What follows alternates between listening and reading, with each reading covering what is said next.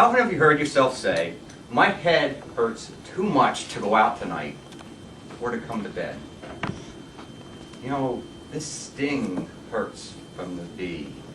Or maybe, "I'm not sure you really feel as bad as you think you do." That you can come to work. Fellow Toastmasters, distinguished guests, over the past 8 months, I have stood before you and presented 9 speeches. I want to do a quick summary of what I have presented to date so far. I started out with speech number 1, my icebreaker, and I covered what is it like to be an engineer? Why did you come here?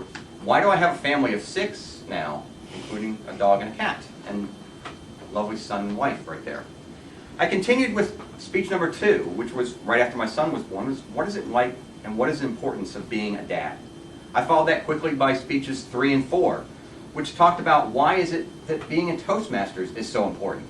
What is it that you walk out of here on? What morsel of information do you want each of your audience to leave with at the end of a speech? At that point, I reached the halfway point. Gave speeches 5, where I talked about what it's like to deal with the obsession of rowing and why precision is so important to me. Why I'm a type A personality, I guess, what it amounts to. Speech number 6 then talked about the 19th hole. Not golf per se, but the role of volunteering in your community. Why is it that we go out there, and what role and responsibilities do you have to provide back to society?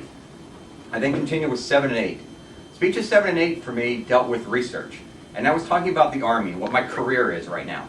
It was talking about how do you improve organizational training within the military. And then speech number 8, specifically, how do we fix the issue in Iraq? How do we hand off to the Iraqis? Finally, speech number 9 was how do you persuade people that family comes first in your life over work? Very difficult one for me at times.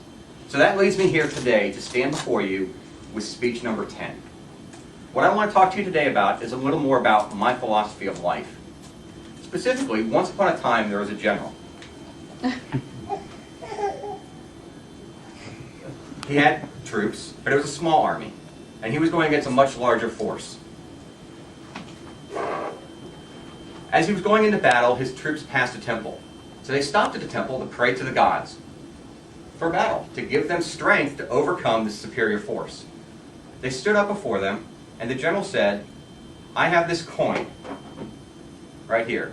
I will flip this coin, and if it is heads, we will win in battle. If it is tails, we will lose. Let us pray." And the troops prayed. And then they went out to battle the next day, and lo and behold, they won. And they exulted in their victory.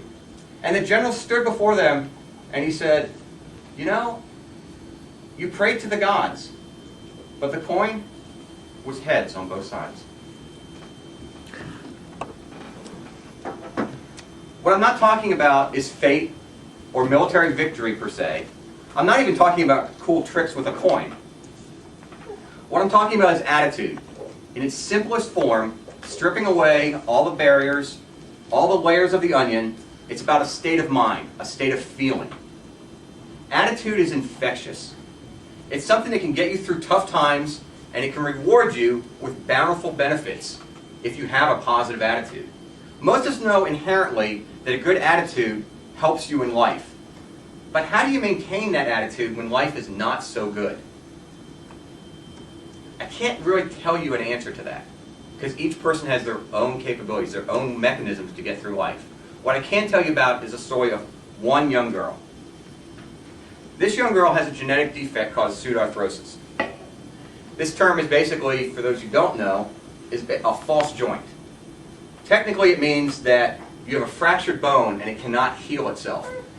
The bone itself is not at the end, it's usually in the middle of the bone specifically. For most of you, you've heard of it before. It's called brittle bone disease. Very similar to that. There is no one place where this false joint is found. It could be in your shoulder, it could be in your arm, your leg, it could be in your spine for all it matters. It also does not necessarily be in one place. It could be in one, or it could be in multiple bones. I have seen children who have pseudoarthrosis in multiple bones, in so many places in their body that they can't even walk. They are restricted to a wheelchair for their entire life. This girl is not so unfortunate. She has pseudoarthrosis in one place, the lower tibia in her leg. If you look over here, behind our audience, who I happen to pick large audience for this, you'll see some of the braces she has worn. She's had pseudoarthrosis since birth. She's had to wear a brace since birth. How did we find out that this girl had pseudoarthrosis? When her sister broke her leg at 6 months old. Not a great day for either of them. But it was good in the end because we understood what was wrong. What is most difficult about pseudoarthrosis is that there is not a single cure. A typical treatment process requires 6 to 8 surgeries from the time a child learns that they have pseudoarthrosis until they reach adulthood.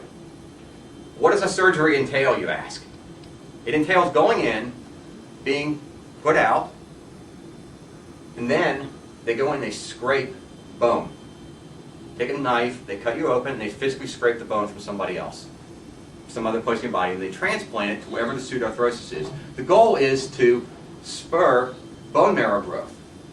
Well, in many cases, this doesn't happen. In the case of a leg, with this girl, the problem is in the growth plate itself. The growth plate does not allow for the bone marrow transplants to work. So what ends up happening is they go in, they re-break the leg every few years, and they put a new titanium rod in the leg. So she constantly has a rod in her leg. For the rest of her life, she will probably have to carry that rod. She'll have to have it rebroken if she keeps growing, and she'll probably always wear a brace. What's interesting, though, is what happened when she was 2.5 years old, and this is her attitude. She was in the hospital after her first surgery, and she was lying there, and a nurse came in, and was checking her, just doing the typical things that happen in a hospital. And the girl heard a baby crying down the hallway. So she asked the nurse, "Is that baby okay? Is there something you should do?" And the nurse said, "No, she's okay." He said, "Well, you sure she's crying a lot?" And the nurse said, "No, she'll be fine." And the girl said, "Oh, okay, I just wanted to make sure she was okay." That is what attitude is about. It's infectious. It will carry you through times when you don't feel like doing your best. It's meeting with other people.